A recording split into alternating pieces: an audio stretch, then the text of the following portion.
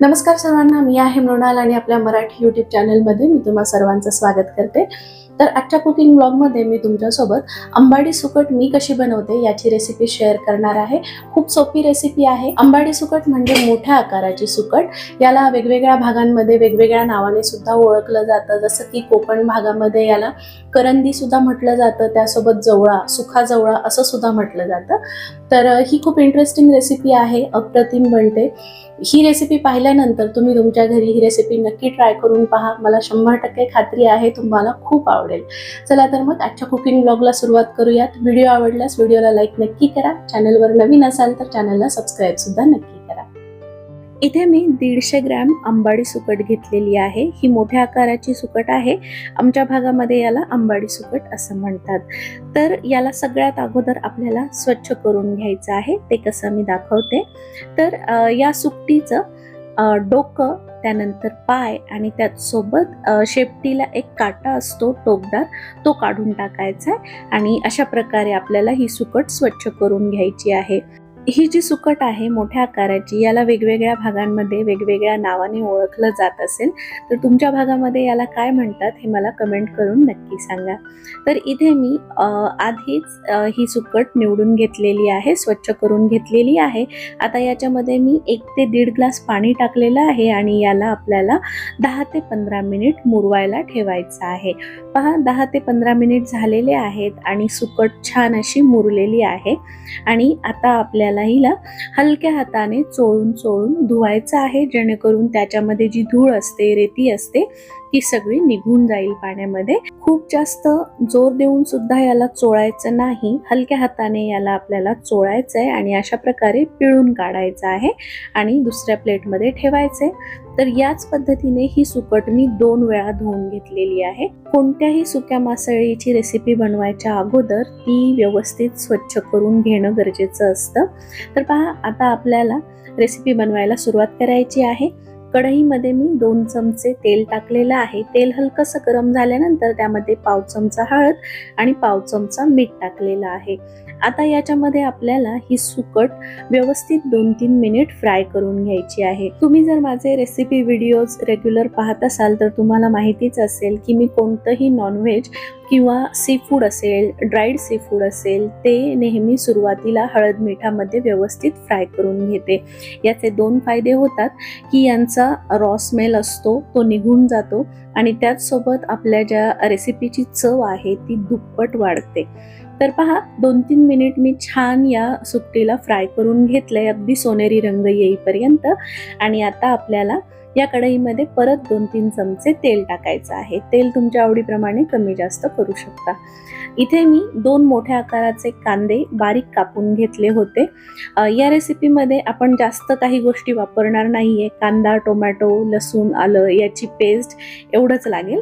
तर कांदा आपल्याला छान असा मऊ होईपर्यंत फ्राय करून घ्यायचा आहे.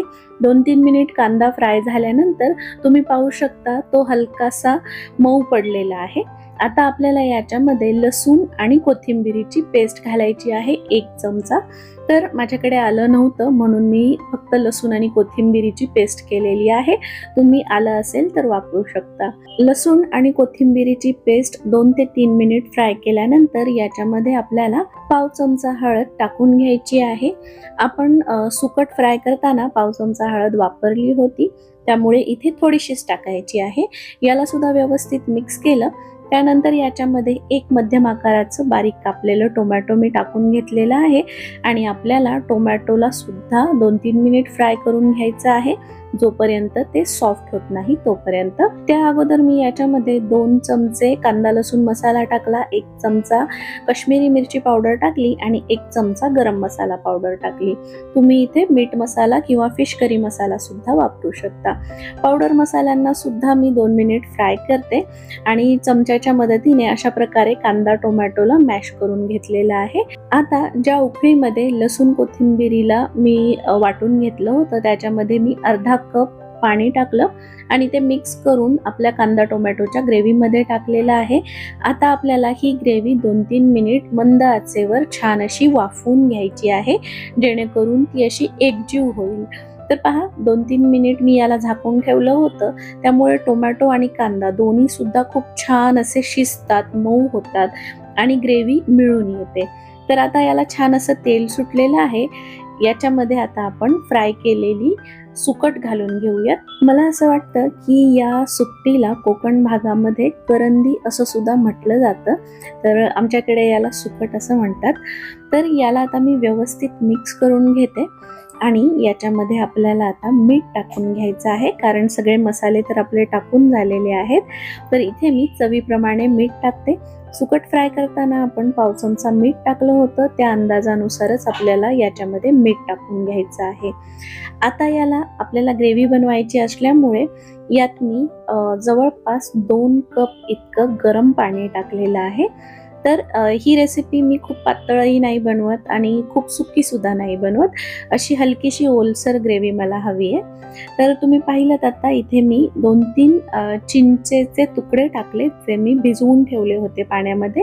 तुम्ही कोकम वापरू शकता किंवा लिंबाचा रस सुद्धा वापरू शकता. झाकण ठेवल्यानंतर मी या सुकटीला जवळपास 7 ते 8 मिनिट मंद गॅसवर शिजवून घेतलेलं आहे आणि तुम्ही पाहू शकता खूप छान अशी तर्री आलेली आहे. रंग सुद्धा खूप छान आलेला आहे आणि जोपर्यंत हे सुकट शिजत होती तोपर्यंत मी मस्त गरमागरम ज्वारीच्या भाकरी सुद्धा बनवून घेतलेल्या आहेत. तर आता याला मी 10 ते 15 मिनिट असंच ठेवणार आहे. याला थोडंसं थंड होऊन देते, त्यामुळे आपली ग्रेव्ही आणखी घट्ट होईल. त्याआधी याच्यावर मी थोडीशी कोथिंबीर टाकली. तर पहा आपली खूप जबरदस्त चवीची सुकटीची जी भाजी आहे किंवा सुकट मसाला तुम्ही म्हणू शकता याला, ती तयार आहे. तर ही रेसिपी तुम्ही घरी नक्की ट्राय करून पहा, अप्रतिम बनते, याची मी तुम्हाला गॅरंटी देते. आणि हा कुकिंग ब्लॉग आवडला असेल तर व्हिडिओला लाईक नक्की करा, चॅनलला सबस्क्राईब सुद्धा करा आणि जास्तीत जास्त फ्रेंड्ससोबत तुम्ही याला शेअर सुद्धा करू शकता. हा कुकिंग ब्लॉग तुम्हाला कसा वाटला आहे मला कमेंट करून नक्की सांगा. आणि चला तर मग पुन्हा भेटूया पुढच्या कुकिंग ब्लॉगमध्ये. तोपर्यंत स्वतःची काळजी घ्या. Till then bye bye friends.